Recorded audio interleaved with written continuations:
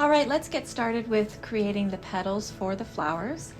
We're going to be using the 90-gram crepe paper and red wine for this. I've just taken a strip off the roll, which is the full height of the roll, and what you'll need to do is cut yourself a piece that is 6 inches wide.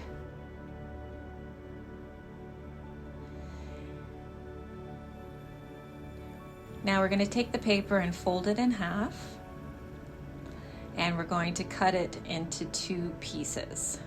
So I'm just going to line that up, fold it very gently along the edge,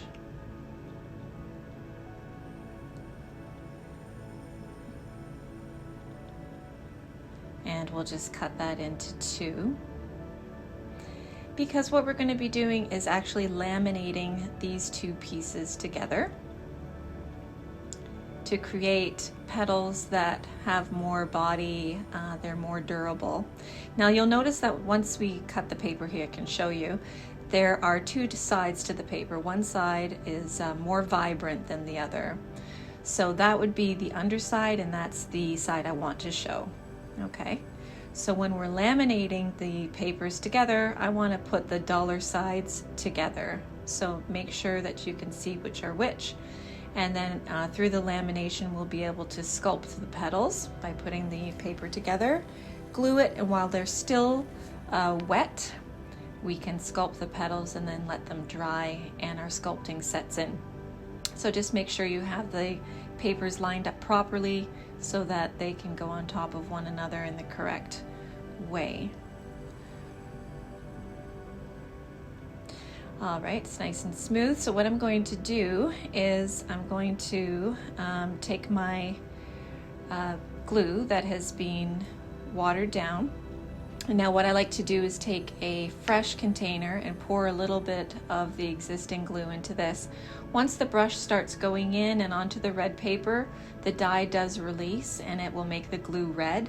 So if I keep putting my brush back right into that, I'm going to kind of contaminate that original pot of glue and it's going to become all red. So I just pour out enough that I need, and then I can just use this specifically to laminate this sheet.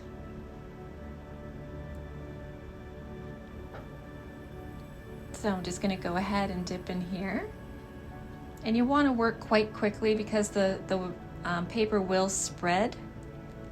And I just find the faster you work when you laminate, the better. So just spread it nice and even. You don't want too much on there. Make sure it's nice and thinly spread. And the other thing is with the texture of the paper, you want to make sure that you get the glue into all of the little crevices of the texture of the paper. That's why I like working a lot with a just got a hair there. I like to work a lot with the paintbrush because I find it really does get into the grooves of the paper. And I just flipped it around there because I like to try to keep the glue to one area on my parchment paper so that I don't end up with glue all over the place. So that looks fairly well covered. And so, yep, you're gonna have red hands. That's a given. I just kind of tap them to take the tackiness off, and see, my glue is nice and red.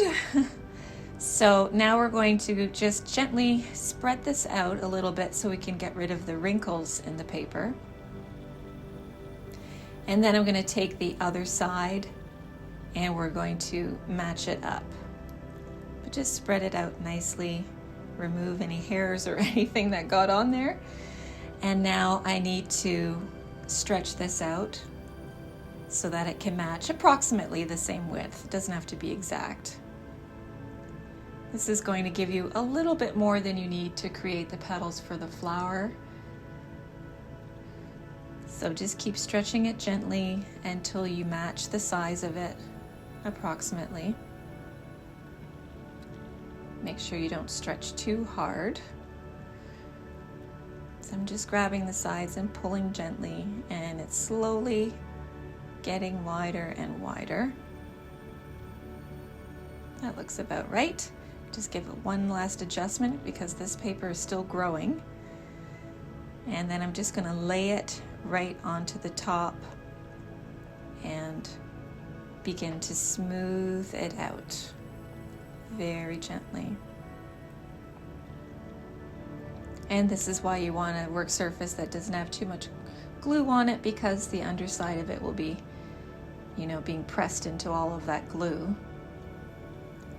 So I'm just going to smooth this out, stretch this corner a little bit. Wasn't quite even. And just press all the way to the edges, up and down. You're pressing up and down with the grain. And make sure it's nice and smooth. And that the paper is contacting the other side in all places. You don't want your paper peeling apart on you later on. And then I'm going to flip it around and do the same on the other side.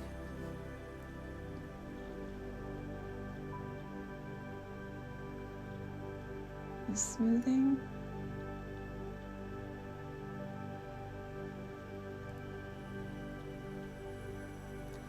Smoothing and stretching, smoothing and stretching.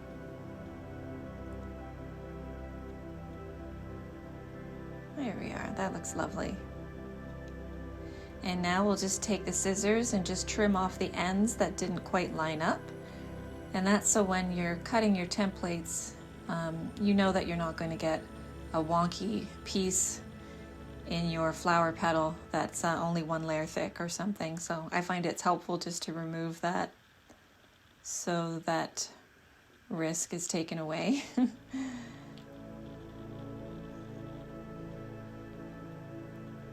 There, so now we've got a nice sheet.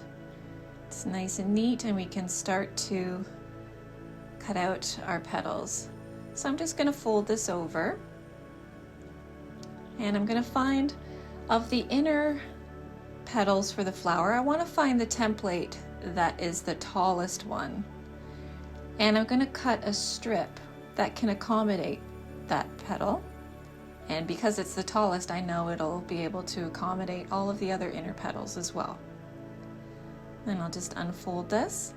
And because the inner petals only have one petal each, there's a lot of diversity in the shapes. We're just cutting one at a time. So I just wanted to make sure that this strip was going to be tall enough for the tallest one. So simply lay your template on the strip. The grain of the paper is running up and down so that when we stretch the petals, we get that organic shape and cupping. And then you're just carefully going to follow around the template with your scissors, and it's that simple to cut out your shape. The paper is a little bit floppy because it's a bit wet, so just take your time. Fortunately, this flower doesn't have that many petals, so it's pretty quick going. Then what I like to do is just take the scissors, and because I don't want a perfectly smooth rounded edge on the edge of the petals, I just kind of rotate it back and forth while I'm closing the scissors there, and just take little nibbles out of the edges, and that just makes it look a little more organic. It's very, very subtle, but the eye picks up that little detail that the edges aren't perfectly smooth like they've been cut from paper.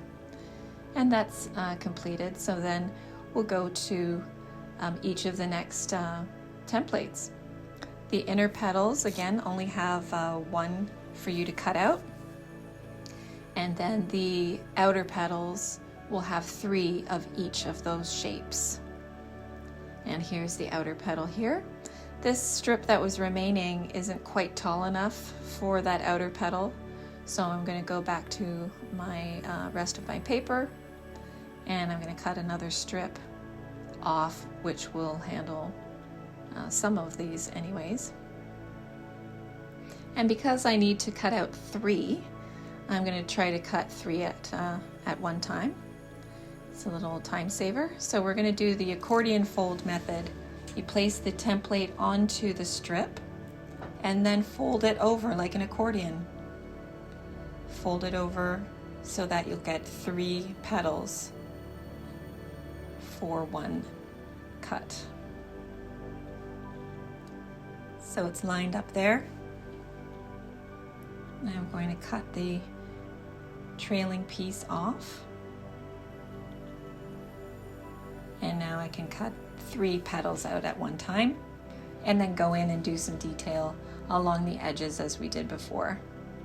So now all of the petals are finished and we are ready to move on to the next section.